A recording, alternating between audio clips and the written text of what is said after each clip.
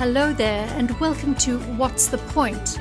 A question we should all be asking ourselves, and the podcast by brand architect Bill Ellis that will help you discover, clarify, and live your purpose. Well, hi, and welcome back to What's the Point? And this week's guest is a man I've known for years, and he really, to me, epitomizes everything there is about building a personal brand. And we'll get into that in just a little bit. You'll find that he's certainly engaged the concept of uniqueness, but what's more important is how much he has been authentic and genuine in everything he does. So real quickly, let me say hi to my good friend, Scott Ginsberg. Scott, thanks for joining us. Sure thing, Bill. Good to see you, man. Good to see you. It's been a while, especially since you and Britt moved to Brooklyn. Yeah, we miss St. Louis. We haven't been there in way too long. So hopefully once we get our second shots, we'll make our way out there and see our families. Well, that sounds good. We look forward to seeing you and welcoming you back here. Yeah. So there's a lot of folks that may not know you, Scott. So I'm going to take a minute to go through what I'm going to call your formal introduction. And I'm going to read it because there's a lot to introduce people to about you. Yeah. So Scott Ginsberg, also known as the Nametag guy, and yes, we'll talk about that in a minute, is a TEDx speaker, an internationally acclaimed author of over 50 books, 50 books, 12 musical albums, 3 documentary films, and numerous other creative works. He's been featured on CNN, MSNBC, The Today Show, HuffPost, GQ, NPR, Fast Company, Cosmo, 2020, The Wall Street Journal, and Entrepreneur, USA Today, and Ripley's Believe It or Not. Scott's also the CEO and founder of Prolific, which we'll also talk about here today, which is the world's first software for personal creativity management. Scott spent 20 plus years executing award-winning sticky ideas for himself, his clients, and his employers. And his friends, I'll throw that in there. He's also the world record holder of wearing name tags. And you can learn more about him at getprolific.io. That link and many others will be in the show notes. So, Scott, whatever possessed you to title your website Get Prolific? Well, I thought that was an appropriate domain for the product that I was selling because it has like multiple plays on words. So obviously I want people to get prolific and be able to produce more in their creative lives. I want people to get prolific in terms of get the software, give me your money. I want to try to be direct in that. And then I also want them to get prolific as in understand it. The whole concept behind prolific and personal creativity management was being creative for a living is really hard. It's a job I've had for most of my life. It's hard for so many people. And I think the tools out there are insufficient and kind of clunky. So what I wanted to do is put together an entire toolkit that helps people troubleshoot any problem that they might have. So maybe they're not inspired, or maybe they're procrastinating, or maybe they have a project, but they can't get it across the finish line. Whatever the problem is, I've gone through all of them and I have tools to handle every one of them. So that's what the site is. You can troubleshoot whatever problem you're having. You find the tools that you need, and then you get off the site and go back to work. Yeah. And that is so you, if you'll excuse the expression. So I was tongue in cheek when I said what made you name it Prolific, because of how prolific you are in content creation. I mean, right. I just spoke for quite a bit listing off your accomplishments. And we talked a little bit before we started recording. One of the first times you and I met in person, 12, 15 years ago, one of the comments I made was how impressed I was with the number of books that you had authored, which now is over 50. And you said, Bill, it's really interesting, the number of people that say, how can you write so many books? And you looked, you had this great look on your face and you said, well, I just tell them I'm an author. It's what I do. Yeah. That's how I do it. So, your content creation is really impressive. What keeps you going on that? What drives your content creation? Well, I think it changes a lot over the years. It evolves, and some forms of fuel go away, and then some forms of fuel come into the picture. And I'll give you a couple examples. And I think when I started writing, which I mean, certainly when I was a kid, but professionally, when I started writing in my teens, I wanted to get better at it. So I think the beginning, what drove me was to grow the skill and get the craft and become better as a musician or writer or whatever. And then when I wrote my first book, which was my senior year of college, 2001, I just wanted to have this thing that was mine, and when I got it out into the world, I saw the impact that that particular book had. And I thought, well, shoot, if that book's going to have this much of an impact, I should keep doing that. That makes sense, right? Like one book is going to have this type of effect. Let's keep going. So at that point, there was a fuel in terms of like keeping the momentum going and, being 22 and a first time author, I had a lot of insecurities and didn't quite know what I had to say. So another fuel source in my early 20s was trying to find my voice and try to figure out like, what is it that I have that's worth sharing and sort of overcoming the imposter effect that I think a lot of writers have, like, well, who the hell is going to listen to me? Yeah. What have I gone through? So that was a form of fuel. And then over time, like different forms of fuel came in. I mean, to me, writing is as much a form of therapy as sitting across from a doctor in an office. It does so many things for me in so many different forms. So I'm always finding new reasons to write. Some of the old ones are gone. Some of the new ones I haven't even figured out yet, but like the fuel's always there. If I was sick of it, I would have stopped by now. Yeah. And that's a brilliant observation that you do it because it's just what you do. Yeah. And you do it because it drives you, you love it and it charges you up. But part of what I noticed early on in your books is that you are not afraid to take risks. You took different approaches to different books early on. Right. And one, I remember you had 2 books in one. Yeah. I forget the name of it. It's here on one of the.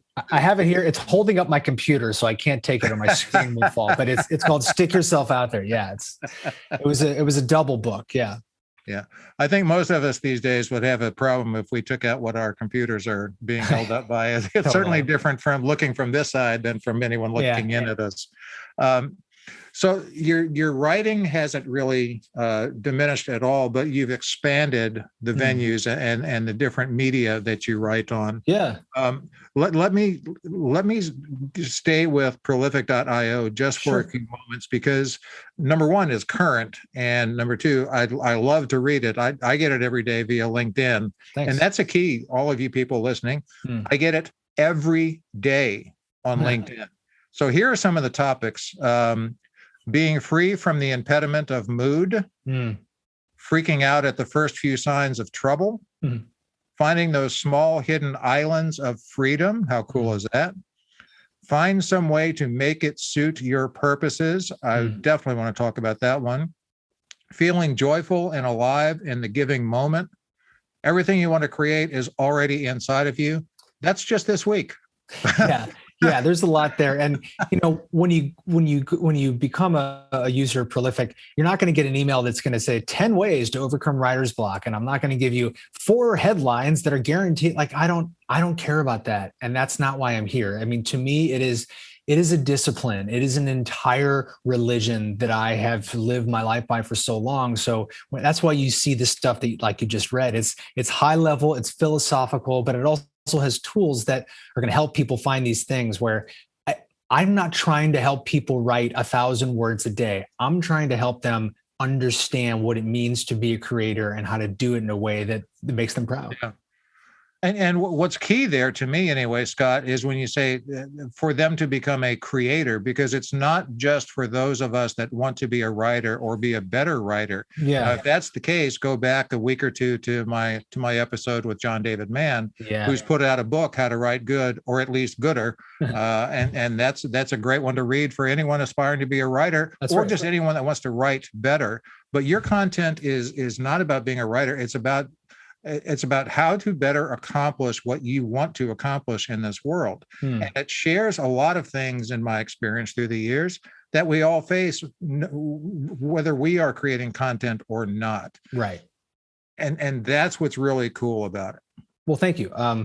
That was the intention that I wanted to have with it. That like, sure, writing is my primary art form. So like a lot of it's going to come from that perspective. But like I do a lot of other things that aren't writing, and a lot of people do as well. So I want people to be able to like plug themselves into it. And like, if you never wrote a word in your life and never will write a word in your life, that's cool. Come anyway, because like we're all struggling with things like resilience and how to regulate our feelings through the work that we do and how to find purpose and meaning. And that's a universal struggle. And prolific is a term that people may use in reference to writing. A lot of times athletes use the term, oh, he's a prolific hitter. He's got a 327 average. Like, yeah, that's great too. But, to me, it all comes back to the same thing is like, how are we contributing to the world? We can be prolific in the way that we do that. And writing happens to be my way, but it doesn't have to be everybody's. Yeah, and that's so well said, and thank you for sharing that. And so you've touched on part of the reason I've started this podcast. And speaking of imposter syndrome, it took me a while to get going because my thought was, what can I bring that all the other hundreds and thousands of podcasts haven't already? And one of the things that came up was I can bring him Scott Ginsberg, I can bring him John David Mann, and I can bring him a different perspective. So what this podcast focuses on primarily is discovering, clarifying, and embracing so that you can live your purpose. And from Simon Sinek on, people say, find your why, find your passion, and you'll never work another day in your life, which I happen to disagree with. Agreed. Because passion by itself goes nowhere. I'm the same. And purpose to me is at the core, and then the passion fuels it. And then the third, which you are another great example of, is persistence. And you've persisted, and the fact that you continue to explore and experiment and expand, it is really impressive. So we talked a bit ago about you and Britt, your now wife, Brittany, had moved from St. Louis to Brooklyn, like almost, it seemed to me, at the drop of a hat. I mean, it just seemed like all of a sudden you guys said, okay, we're going to move, and Brooklyn sounds like it, and you were gone. Well, certainly wasn't my idea. It was brought to my attention as a possibility. I'm like, okay, I guess we're doing this. Great. Okay. But I think that's really helpful. I think that in terms of having a partner that's the right fit for you, you want someone that'll take you out of your comfort zone. And like, I don't know if I would have left St. Louis or not, had I not had someone say, hey, let's go on an adventure. I would say at the time at age 29, handling change was hard for me. I'm much better at it now at the age of 41, having gone through so many changes, and I do embrace change and sometimes even seek it out. But at that age, I didn't. So it was definitely scary to have only been together with someone for 6 months and be like, yeah, great, we're going to move across the country. Let's do it. And how's that working for you guys? Oh, she hates me. So it's not. It was a huge mistake. It's awesome. We've been together 11 years now, and we have gone through quarantine for 1.5 years now and haven't killed each other yet. So that's got to be a good sign. Yeah, it is. And doing those types of things together are certainly learning experiences. And learning to see things from a different perspective. And I'm the same way with my wife, where it's the perfect relationship for me. And frankly, I wouldn't be doing this podcast without her. I wouldn't have written my blog for 6 years without her. I wouldn't have converted that to a book without her. And she certainly moves me out of my comfort zone, which at times I'm grateful for, in hindsight, typically. Totally. But like you, change is hard. Let's get back to something that from the very first moments of us talking today, there are people that have no idea why you are known as Nametag Scott. And it's a fascinating story. Share that with us, will you? Sure. So this is 7,447 days ago. And for the people who aren't doing Rain Man like math, that's like 21 years or so. So about 21 years ago, when I was in college, I was at an event where people had name tags, like pretty standard for a college thing, and not this year, but in previous years. And, at the end of the event, everybody threw their name tag away. I thought, hey, I should leave mine on. That'd be kind of like a fun thing to do. I'm a quirky, sort of rebellious kind of guy. So it's like, if everybody else is doing this thing, I'll be over here doing this other thing. Yeah. So I left the name tag on, and people were really friendly to me. And starting all these conversations with total strangers was this total change in the interpersonal dynamic, which for the first 2 years of college was hard for me.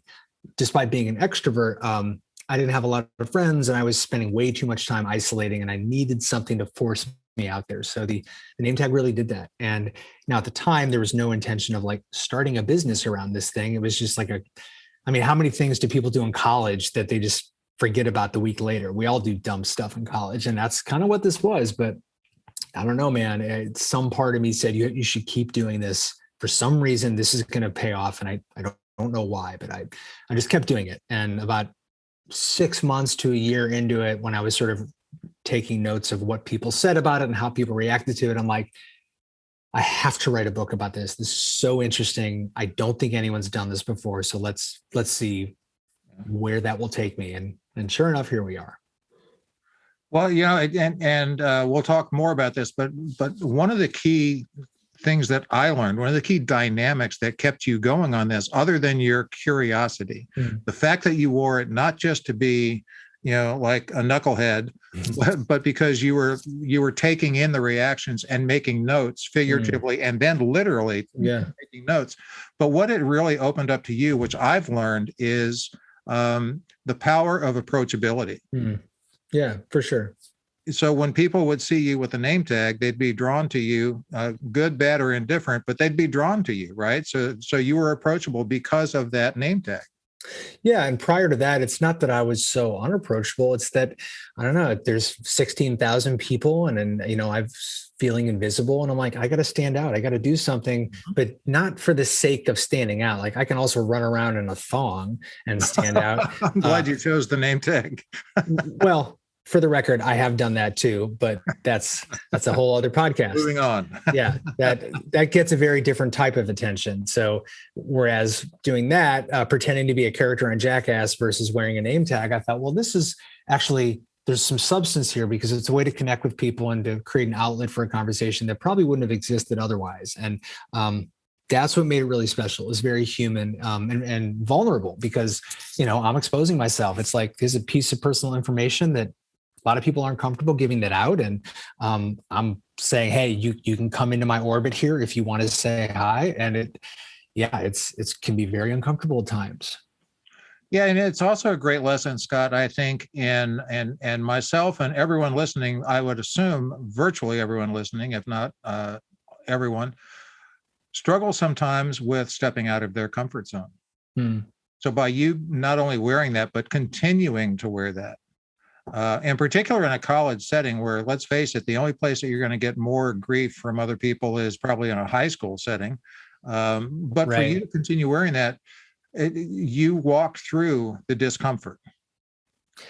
Yeah. It's, voluntary suffering, as like Stoics and Buddhists talk about. It's like, let's make it hard for yourself on purpose and trust that the short-term pain will eventually be outweighed by some sort of long-term benefit. And that was certainly the case. Well, that is a profound statement. Have you written that someplace? If not, you should write it down. No, it's funny. I published it today. Actually, that's why it's on my mind. Okay. One of the problems about being really prolific is I write so much. I don't remember the stuff I've written until I pull it out of my editorial calendar and I'm like, oh, I'm publishing this today. Oh yeah. God, I wrote that like 4 years ago. I forgot about that. So I may not have remembered all this stuff, but I happen to have pulled that lotto ball out of the bowl today. Okay. Back to your content and the gift of your content. Not only is what you produce, and I want to say write, but it's more than writing, but the content that you produce is produced with the intent of being helpful to people. One thing you've done that I also find not as unique as wearing a name tag every single day, literally 24/7, literally, folks. Yes, it just for those watching, there you go. Yeah. So let me take a sidetrack on that. So if you're watching this on YouTube, Scott has his name tag on his shirt now. When he goes out and it's winter, if he has a light jacket on, he'll have a name tag on that as well. Right. If he has a heavy overcoat, he'll have a name tag on that. So if he takes the coat off, you'll see his name tag on the light jacket. Take that off, it'll be on the shirt. And he finally wanted to be really true to his brand and to his statement that he always wears a name tag. He's had the name tag tattooed on his left chest where the name tag goes. Right. Slow motion again. If you missed it the first time, yes, it is. It has been on every worst tattoo in the world list on the internet. Just Google worst tattoo name tag. I'm on all the lists. It's awesome. Is that your Guinness Book of World Records? Sadly, Guinness Book has rejected my application numerous times, but I am in Ripley's Believe It or Not. And Okay. I guess that's where all the freaks who couldn't get into Guinness go. So that's me. Well, I guess Guinness has to verify everything. It would be hard for someone to literally be with you every day since you were 20. Well, Guinness has a lot of really specific requirements, and the verification is a big part of it. But one of the other reasons they have rejected me is because I break my own record every day. Most people go for a record. It's like, okay, on Tuesday, we're going to eat the largest pancake in the world, and then they're going to document it and we're going to be in the book. Well, tomorrow I'm going to be 7,448. And it's like, well, shit, there goes that record. So I think they gave up on me. Yeah, it's really interesting. The other thing that I think a lot of people do when they're trying to set a record is they see one that's been set and they embark on their endeavor to break it. Yes. You didn't start off to create a record, but every day you set a new one, which is very interesting. So back to what I was saying a little bit earlier about your content and how it's so helpful to people. Yeah. The other thing that you do that I've not seen many people do is you've been completely free with your content. And it's, if it helps you, take it and use it. For the most part, I don't, it's, you put out lists and you put out different ways to, okay, here's how you can assess, your personal brand. Here's how you can assess this. And you just give your content away.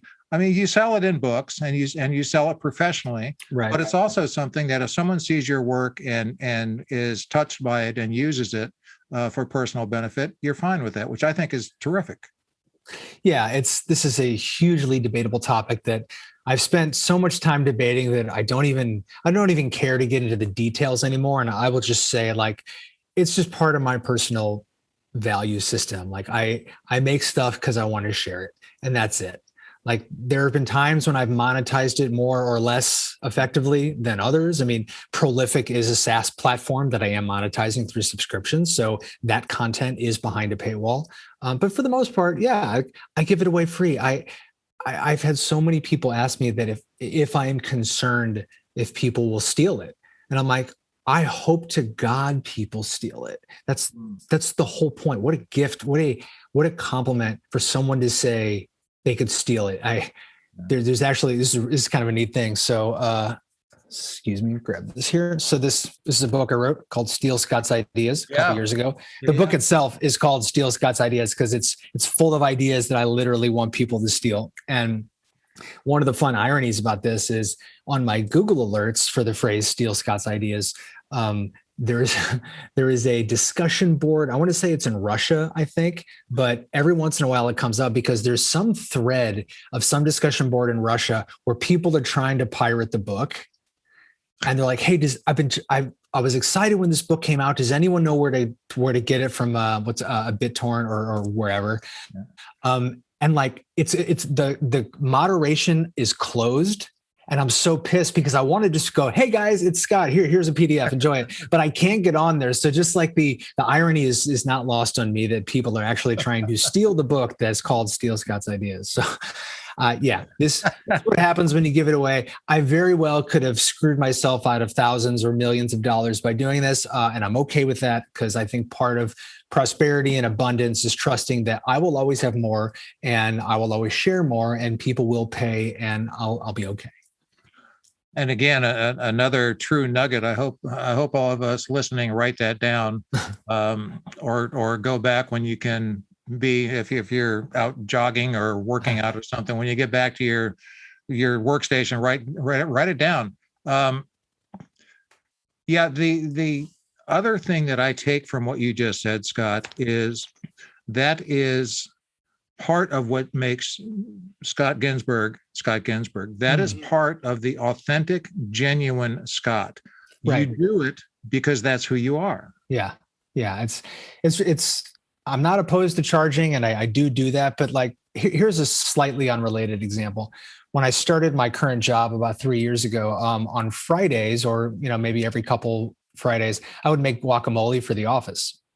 And because I love guacamole, B, I love making it, and three, gift giving is my love language. So one of the ways that I show love for individual people, for the world, whatever, is by doing things and giving them to people.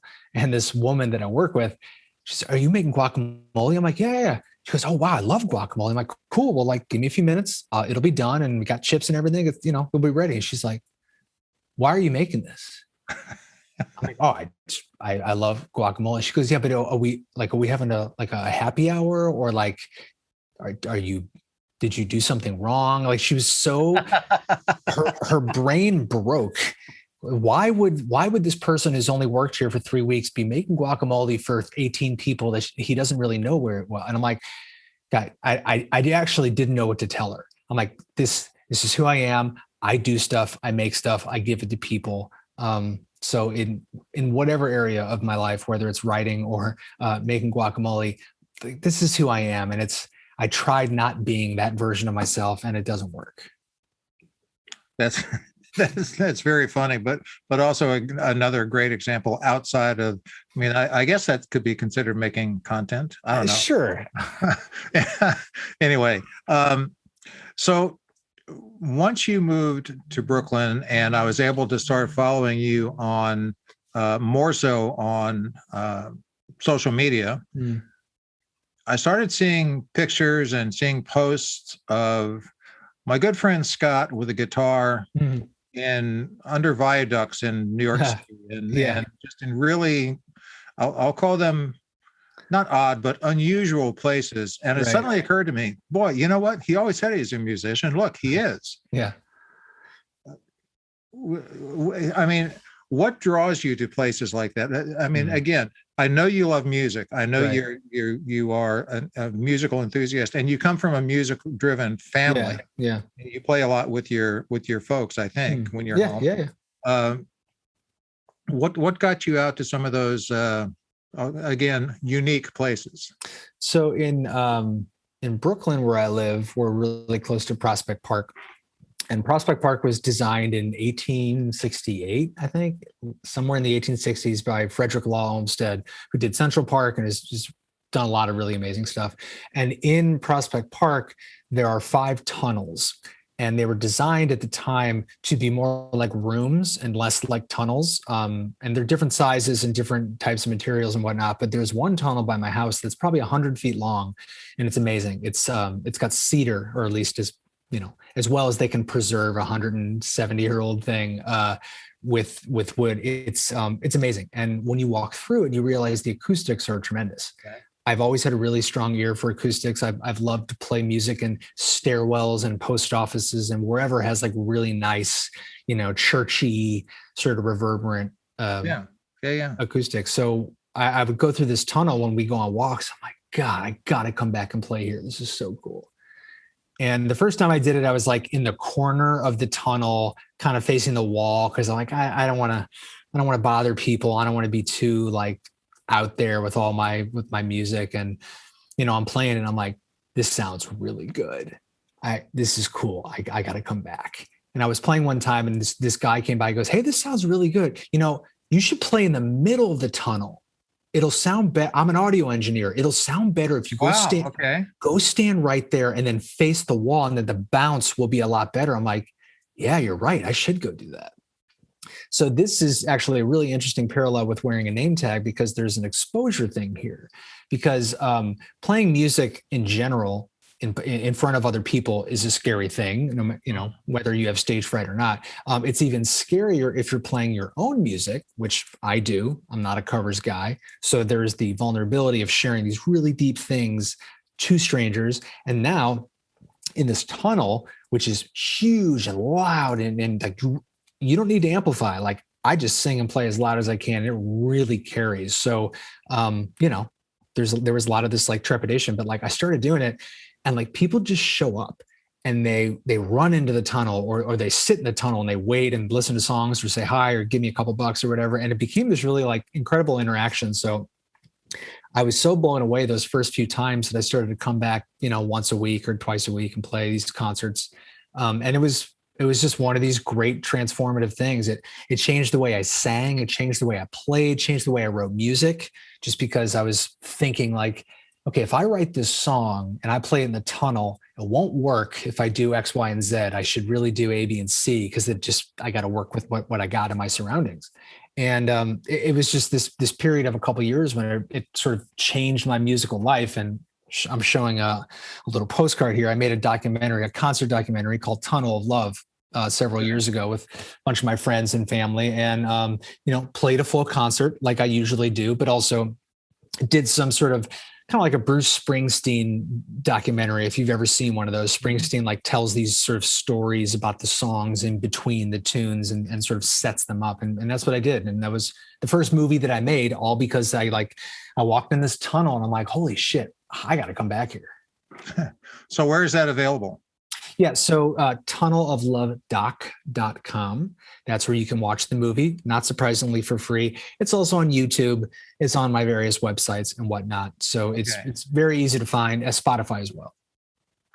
Okay. All you people listening, whether you're listening on Spotify or other platforms, that's going to be in the show notes. And I'm going to make sure it is, because I'm definitely going to go take a look at it. Yeah, it's neat. Again, part of what I love about you and our conversation and what's coming out of it today is, for me and for the edification of all of our listeners, I always talk about knowing your purpose, but understand that our purpose will evolve. And what you've done with your music and with the tunnel is, again, going back to earlier comment, you take chances and you see where it takes you. Right. And what it's done, and the example you just gave of your music in the tunnel, is it exploded everything about your musical enjoyment and gift and talent. It's been amazing. I mean, this week it's actually feels like spring in Brooklyn. So today is a Wednesday. I will probably go there Friday afternoon, probably take off work a little bit early and then go out there, because it's going to be really nice, because a lot of people are going to be at the park. First gig of the season is always like a big deal when it gets warm again. Like, I cannot wait to go out there and see how many of my lyrics I've forgotten, and see how it, I play for 2 hours, man. It is hard. And like, my lungs are not in shape right now for singing for 2 hours. So it'll be interesting, but I can't wait to get back out there and just feel it again and connect with people. Good. So here's a real important question before we move on. Are you going to make Friday's guacamole for the office or for the hundreds in the tunnel? Oh God. Can you imagine being in there's a busker playing music in public and he has free guacamole. Like who in the COVID era, like, please tell me people aren't going to eat strangers guacamole, but I would try it. Like, hey, who knows? Maybe dogs will just come up and eat the guacamole. Yeah, so some ideas seem good, but turn out not to be so good in execution. Yeah, I would say playing music for people, that'll be my gift. I don't need to like double my money by doing the guacamole. Maybe afterwards I'll go home and make some guac. But I'll keep that one out of it. Hey, Britt, when you go to the store and when you go to the market, pick up 400 avocados, will you? Yeah, they got to be Haas avocados. I don't take anything less than that. Okay, so music. Yeah. Lyrics, COVID, being isolated, lockdown, whatever you want to call it. It's been real insightful for you, and you've, as most things in your life. And again, people, this is why I talk to folks like Scott. This is a good lesson. Look at the positive and look at the opportunities, and that's what Scott's done. Sure. We're talking today because several months ago, Scott and I, frankly, had lost touch for probably a year or so. Sure. And Scott just reached out one day and said, "Hey, it's COVID. I just realized that I miss a lot of my relationships, and I'm reaching out." Yeah. And that's terrific, and I thank you for doing that. But the other thing, you've taken all of COVID and turned that into the best case scenario. And it's not to diminish all of the tragedy of the pandemic and such, but it is to make a point of, we can look at difficult things and cower from them, or we can say, yeah, that's difficult. What can I do? Yeah. can I pursue my purpose in the face of these situations? Yeah, I think March was kind of a whirlwind in 2020. So because there was such trauma in March of 2020, I wasn't really thinking about this. But once we got to about April or so, once some of that initial dust settled and we're all working remotely and kind of, getting used to that, I really started thinking about like, okay, I'm not a first responder. I'm not an essential worker. I'm not out there at soup kitchen. I'm not doing that kind of stuff that a lot of people are doing they're making unbelievable like change in the world. So I thought, okay, well, what am I going to do? Like, what's my contribution? What can I do to try to use whatever gifts that I have in service of the world to try to make it better? Like, certainly because it's a time of COVID and people really need a lot of things right now, but also just like, all right, I'm at this point in my life where like I have a chance to take what I've already been doing and try to scale it in a way that I'm comfortable with, that I can have a greater impact. Not necessarily on more people. One of the things that I've learned over the past few years is I've sort of let go of this need that I need to have millions of followers or even thousands of followers. I would rather become more useful to less people. Mm-hmm. So I thought, what are some of the ways I can do that? Prolific, the personal creativity management software, that was a big one. That was a way to take this system, this sort of discipline that I've developed and use that to help people. But then music as well. Because music has been such an important part of my life, my wife and I started doing Facebook concerts. We've done them for the family. We've done some public ones. We've done private ones, but like that's been really fun to do. And then more specifically, just because of everything that's happened during the pandemic, there's been so many feelings, every type of feeling that someone could have, from like survivor's guilt to uncertainty to helplessness to fear, all the stuff that we've been feeling. I'm going through it too. And when I write music, that's how I metabolize these really deep feelings. So this past 14 months or however long it's been, I've written a ton of songs and I'm really proud of them. And there's some heavy stuff in there. And it's my COVID album. I think in the 60s and 70s, every band had a Vietnam record, right? Yeah. I was not alive then, but I've listened to enough Creedence Clearwater Revival to know that every band had a Vietnam record. Yeah. So I think in the modern era, every band's going to have a COVID record. And now I got mine. And I'll probably record it at the end of the year. One of the things I've learned about music is that I need to play my songs in public about 50 to 100 times before they find their center of gravity. Mm-hmm. They have to mature. Like my songs are done for the new record, but they're drafts. They're not ripe. Yeah. So starting Friday, hopefully I'll get out there and play them. And then all these sort of COVID songs by the end of the year, I should be able to record. Well, that's amazing. And I understand that titles can change, but I love the working title that you have, which is Smaller, Saner, and Slower. That certainly has described my life in the past year. And I think for a lot of people, not everyone has been saner. I think a lot of people have probably gone the opposite, have been insaner. But slower and smaller, I think, is pretty universal. And that's been a good thing. It's been hard for a lot of reasons too, but the smaller, saner, smaller. What the hell is it? Smaller, saner, and slower. Great. I can't remember this stuff. If you say the name slower, it might help. Touche. Yeah. So that's been that is the bridge out of a particular song where the title of the album comes from. And yeah, I just think it's like emblematic of everything that a lot of people have gone through. And I'm not going to name my album Songs of COVID. It's a little too on the nose for me. I'm not what you would call a literal type of writer. I'm much more esoteric and nonlinear. So to name it something like Smaller, Saner, Slower, I think in 20 years, if you look at a record that came out in 2021 with that title, you'd be like, oh yeah, COVID record. Well, the name itself, the title itself, is truly significant and probably true for, you've said it's true for you. I can tell you it's true for me and probably a lot of the listeners, I think so.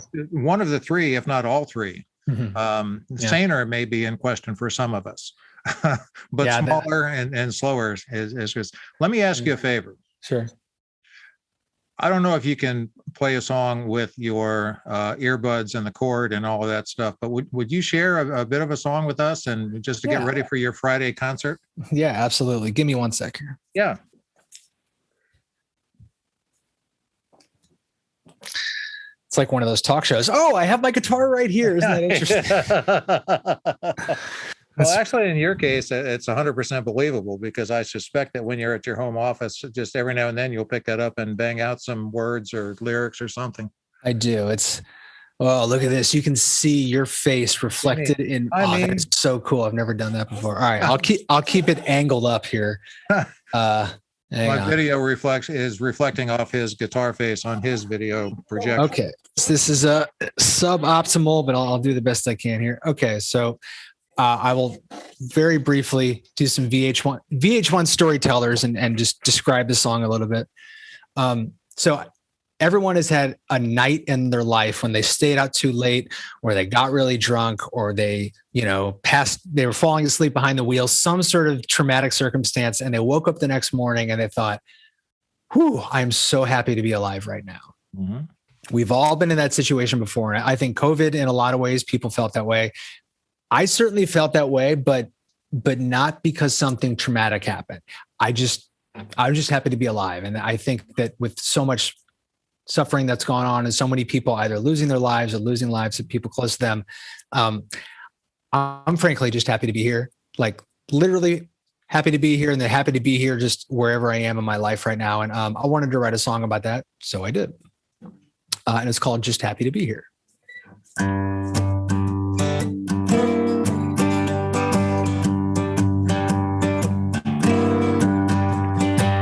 Nowhere to go, nothing else to do. Ain't that worth a scrap of gratitude? The full range of the gifts that await. And I'm just happy to be here today. I'm just happy to be here today.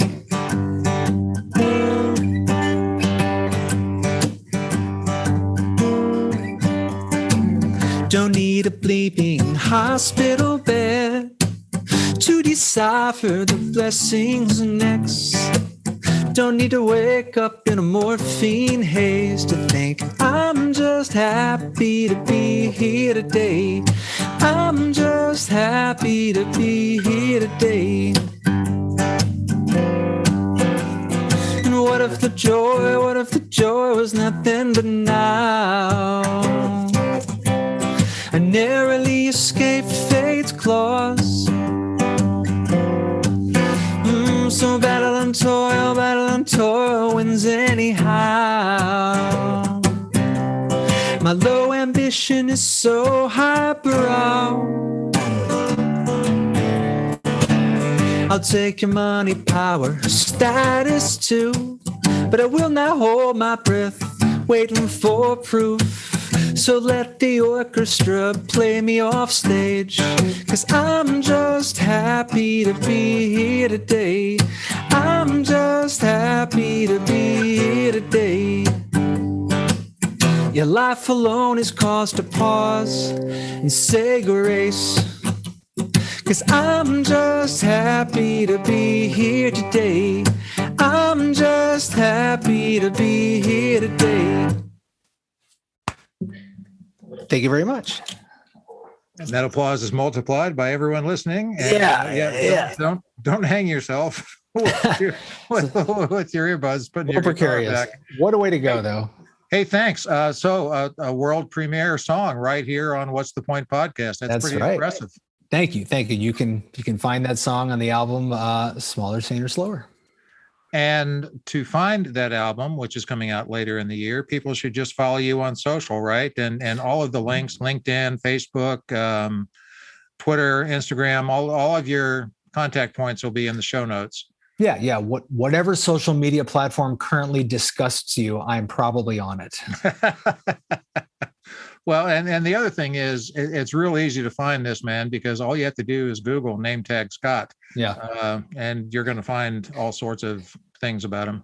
You don't even need Scott. Just put in name tag. I've somehow, to the power of organic SEO, just put in name tag. I will be there. There you go. Well, I am glad that you put in my name on your LinkedIn message several months ago. I'm glad that we met in the first place several years ago, over a decade ago. Yeah. It's been really, really something for me to watch your journey, to learn from you, and for you to share as much as you've shared. So we've talked a lot about talent. We've talked a lot about purpose. We've talked about being prolific. We've talked about content creation. We've talked about, and at least touched on how to have a happy marriage, and you do. And Brittany's a beautiful, wonderful woman. I have the pleasure of knowing her. We talked about a whole lot of stuff, but I can't let you go before I ask you the question that everyone gets on this show, and that is, Scott, what's the point? There isn't one. Okay. I'm going to go full existentialist here. The point is there isn't one. There is no point, not in the way that it is out there for you to find. Most people have heard of Viktor Frankl's Man's Search for Meaning, tremendous book. I think it's his least good book. I think his books, The Unheard Cry for Meaning and The Will to Meaning, are better. That's just me being a snob. So Viktor Frankl's concept is man's search for meaning. I think the title is misleading. As good as the book is, I think we don't search for it. I think we create it. I think whatever point that we are looking for, it isn't out there. No one's going to give it to us. It is our decision to make that. And I have something called my meaning-making mission. It's a little sticky note I got right here on my screen. And I look at it every day. I look at it all day. And it has all of the different ways that I create meaning in my life, from personal, professional, et cetera, et cetera. It's just a menu of things. And my goal in life is fulfillment. That's it. I don't set goals anymore. I don't write down my goals. I'm done with all that crap because I only have one goal. It's fulfillment. Everything else is a strategy. Everything I used to think was a goal is just a strategy for me to get to the big thing, which for me is fulfillment. So for me, there is a point, which is fulfillment, but not because someone said that's what the point is. Everyone's got to figure out what it is for them, because if you ask Sisyphus, there is no point. Well, thank you for that answer. You're the first one that's answered it that way. But in typical Scott Ginsberg fashion, the meaning to your comment comes through and really reinforces my whole purpose for naming the show What's the Point? Because what's the point? What's the point to you? What's the point to me? What's my point? It doesn't matter what someone tells me. It doesn't matter what my beautiful wife Tara tells me. It's what's the point to me? Why am I doing this? And for you to so succinctly boil it down to the one word of fulfillment, I'd expect nothing less from you, my friend. Thank you. Thank you so much for your time. Thank you for your music. Thank you for sharing so much content and great advice. And again, all of Scott's information will be in the show notes. Listen to this again if you missed any notes to take, any nuggets, because there's plenty. Scott, thank you so much, my friend. I appreciate it. My pleasure. Thanks, Bill. Thanks so much for tuning in. And if you like what you heard, please subscribe so you don't miss an episode. We can promise you'll gain value in every one. Rating and reviewing makes us more discoverable and helps others find out what's the point. And if you'd like to know more about Bill Ellis or contact him, please visit his website, www.brandingpillars.com. See you next time.